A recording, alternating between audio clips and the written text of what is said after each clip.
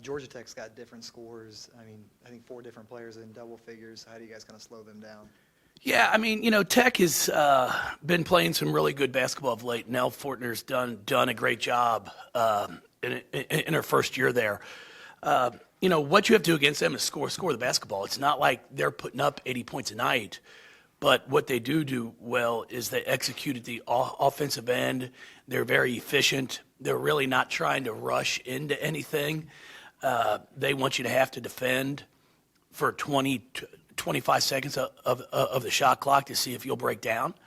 So we're going to really have to focus at the defensive end of trying to make sure we're on point, make them shoot over us, and then at the same time you can't let Pan get going early. I mean, as she did against NC State, she dropped 30 in that ball game because part of it is she got some shots early, made them, and then she made some tough ones late. But as I've always said, if you let a shooter get going, then those tough shots aren't very tough for him. Do you do anything early to slow her down? I mean, we'll just have to make sure we know where she is at all times. I mean, that's one thing. You can't lose her in transition. You've got to do a really nice job of keeping her off the glass. And then you've got Fletcher, who runs their point guard for a lot of it, who's their best offensive rebounder on the team. So that's going to be a new challenge for Dana if she matches up with her. That everybody's going to have to rebound the basketball in this ball game tomorrow night. What have you seen from Mikasa in the last stretch of games? It seems like she's coming to her own, not just as a scorer with that mid-range shot like you mentioned, but as a passer. Well, I think what's happened is because she's making some mid-range shots now, people are starting to come out and defend her because rightfully so. She's earned that respect. And then when you can do that, then it opens up the court for her more to make the pass. So, her future is going to depend on, and her success of her continuing to extend her range out. It doesn't necessarily have to be a 35% three-point shooter, anything like that. But if she can get it to where she can make an elbow 15-foot pull-up consistently all around the perimeter, it's going to open everything else up for her, what she likes to do, and that's drive the basketball. She gets to the rim well, and then she has great vision to see where the help is coming from and make that extra pass. Besides the experience level that Dana has over here, what are the differences in the way that your team play when Dana's running the point versus Mikasa? Well, when Mikasa comes in at the point, I'm able to get Dana off the ball, which then gives her some opportunities to get some looks without always having to create something off the bounce. Dana obviously is a much better threat from behind the three-point line, so she actually demands a lot of attention from opponents to make sure they know where she is at all times in transition. We like to play them both at the same time. It gives Dana, like I said, more opportunities. Then it lets Mikasa run the show for us.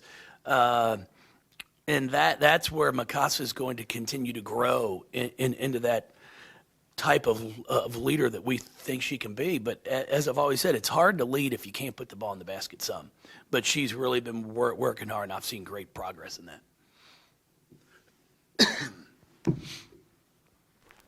Nick, you're sitting down on the job, buddy.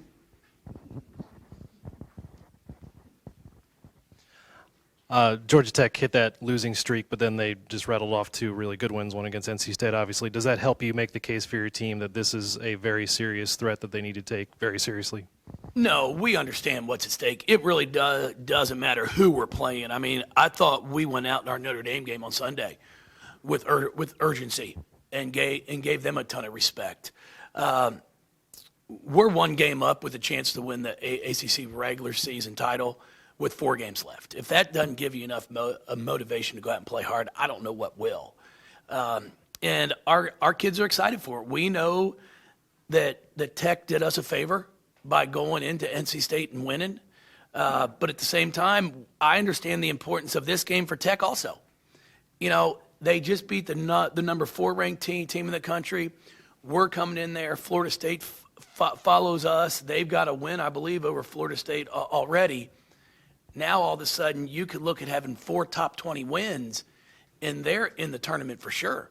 So this is a big game for them as well as for us. So we know what's at stake, and we're going to come out prepared. And then it's all about executing and the ball going in the basket. Coach, both E and Liz returned to Georgia Tech, their first time back there since the transfer to Louisville. What kind of conversations have you had with them about that? Well, the good thing about it is they still use a round ball. You know, it's not square. The court's the same. The rims are the same size, same height. So we haven't talked about any of that. It's, you know, they had their year there. They had some ups and downs, just like every player does at any place they play. And then they had a change in coaches. So when the coaching staff changes, at times kids change. So it wasn't like they left because they didn't like Nell. They had transferred before Georgia Tech had even hired another coach. So there's no ill feelings towards Georgia Tech or anything like that. For them, it was just they wanted a fresh start. There was a lot of uncertainty. And, you know, we're very fortunate to get them and excited to have them. And we're just going down tomorrow, and they're going to approach this like it's a big game, which it is for us. Speaking of Nell Fortner, her first year down there, just kind of comment a little bit on the job that she's been doing down there in her first year. Yeah, Nell's done a great job. I mean, you know, she's 17-9 right now in the first year. Has done well in the league. They've had three of their four. I mean, 3 overtime losses. You know, so you're sitting in the league at 8-7, could easily be 11-4. So we've talked to our kids about that too. Like they're in just about every game they've played, and you've got to value the basketball. You've got to be efficient because you're just not getting the number of possessions at Tech because of how they play. You mentioned we're just 4 games left in the regular season, and your focus is obviously on, you just mentioned the ACC regular season win, but how do you keep that calculus out of the brains of even coaches as well as players in terms of looking too far ahead and managing to just focus on that one step at a time?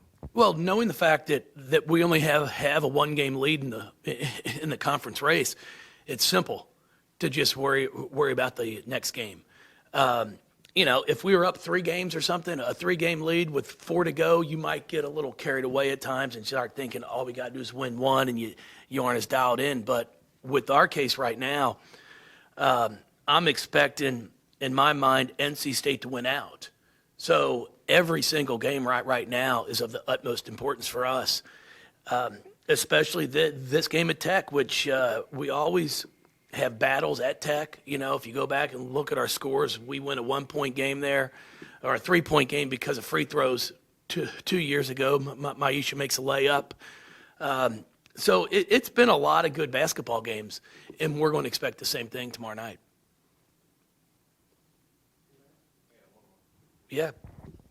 Everyone's weighed in on the Astros scandal. How do you feel about the Astros cheating? First of all, I'd like to know where they got a tin garbage can. I can't find them at Lowe's. They're all plastic. So the fact that they were able to get a tin garbage can to me is impressive. So I'd give them some creativity points in that. But boy, I mean, you know, I grew up in Northern Kentucky, a big Reds fan. I mean, I know Pete bet on the game, but he only bet on him to win.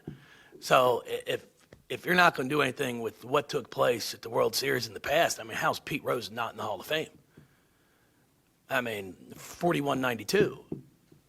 And it's not like he didn't earn those. I mean, you can't bet on yourself to get hits. So he still had to do it. So I'm hoping this might help Pete get in the Hall of Fame where he belongs. Norika doing with her injury? Just what's that? You know what? process been like? Norika's actually at the doctor's now for a second opinion, a follow-up. We'll hopefully get a report here in the next few days to figure out what her path is going to be. Right now, she's out indefinitely. I'm not extremely optimistic that we'll be able to get her back for this year, but hopefully we can get things taken care of where we can get her on the mend and then get back for next year, because we really could have used her. Just her spirit, her competitiveness, And for her, I mean, it's, you come this far from home wanting the opportunity to play basketball, and unfortunately she's been sidelined for a while with this injury. But her overall mindset has been great. She comes to practice. She's supportive. She cheers on her teammates. She's just a great person to have around. So we're hoping to get something figured out here in the next few days. Her range of motion pretty limited right now. No, she can do everything. It's just running and stopping. So like she can get out there and run. It's just if she just wouldn't have to stop, which unfortunately in our game it's kind of something you have to do.